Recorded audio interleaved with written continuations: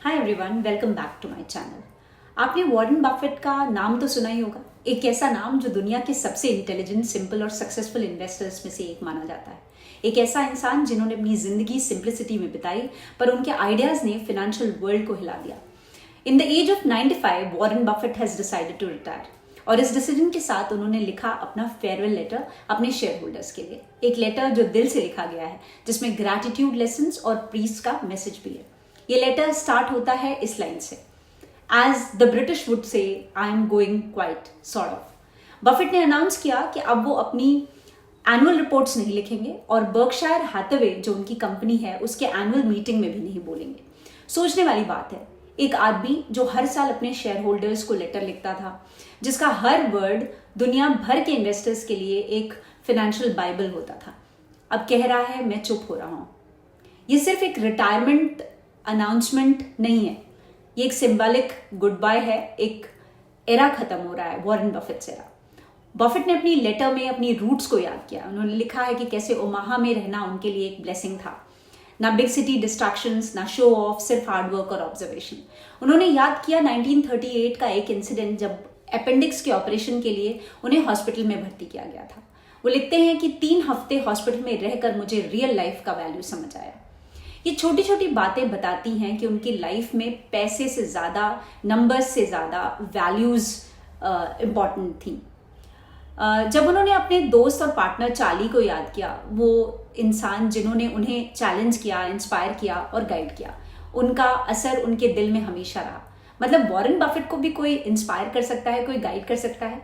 ये बात सोचकर भी अंदर से गूज़बम्स आ जाते हैं। लेटर में बफेट ने अपने 3 बच्चों हॉवर्ड, पीटर और सूजन को लिखा है कि तुम्हें मिरेकल्स करने की जरूरत नहीं, बस थोड़ा बेहतर करने की कोशिश करते रहना। क्या खूबसूरत लाइन है। ये सिर्फ उनके बच्चों के लिए नहीं है, हम सबके लिए एक लाइफ लेसन है। उन्होंने लिखा कि अपना वेल्थ वो ग्रेजुअली अपनी फाउंडेशंस को ट्रांसफर कर देंगे, ताकि उस पैसे का यूज सोसाइटी के भले के लिए हो सके। वेल्थ का मतलब पावर नहीं, वेल्थ आने से एक रिस्पॉन्सिबिलिटी आती है, और ये एक ऐसा थॉट है जो उनकी पर्सनालिटी को डिफाइन करता है। अब सवाल ये था कि बफेट के बाद बर्कशायर किसको मिलेगी। उन्होंने अपने लेटर में इसका भी जिक्र किया है, Greg Abel has more than met my expectations, he will be a better CEO. ये कॉन्फर्मेशन शेयर होल्डर्स के लिए एक रीअश्योरेंस है। बफेट ने अपनी क्लास ए शेयर्स भी होल्ड करके रखा है, जब तक इन्वेस्टर्स ग्रेग पर अपना पूरा भरोसा नहीं दे देते। वो चाहते हैं कि ट्रांजिशन स्मूथ हो। इस फेयरवेल लेटर से हम क्या सीख सकते हैं? That learn from your mistakes. Buffett ने लिखा है कि गलतियां सबसे बड़ा टीचर होती हैं। अपनी रूट्स, अपनी कम्युनिटी को याद रखना सक्सेस का रियल साइन है। And legacy isn't about money, it's about mindset. 95 years की एज में वो कह रहे हैं कि अब मैं बस ऑब्जर्व करना चाहता हूं, मतलब लर्निंग अभी भी नहीं रुकेगी। ये फेयरवेल एक रिमाइंडर है कि एक दिन सबको अपनी जर्नी का फुल स्टॉप लगाना पड़ता है, बट जैसे बफेट ने कहा है, the best investment you can make is in your self. उन्होंने अपनी जिंदगी प्रूव कर दी कि विजडम, पेशेंस और सिंप्लिसिटी से दुनिया बदली जा सकती है। तो दोस्तों, जब अगला टाइम आप किसी डिसीजन में हरी करें या शॉर्ट टर्म प्रॉफिट के चक्कर में लॉन्ग टर्म विजन भूल जाएं, तो बफेट का ये लाइन जरूर याद रखिएगा, I am going quite sort of. कभी कभी साइलेंस भी सबसे बड़ा स्टेटमेंट होता है।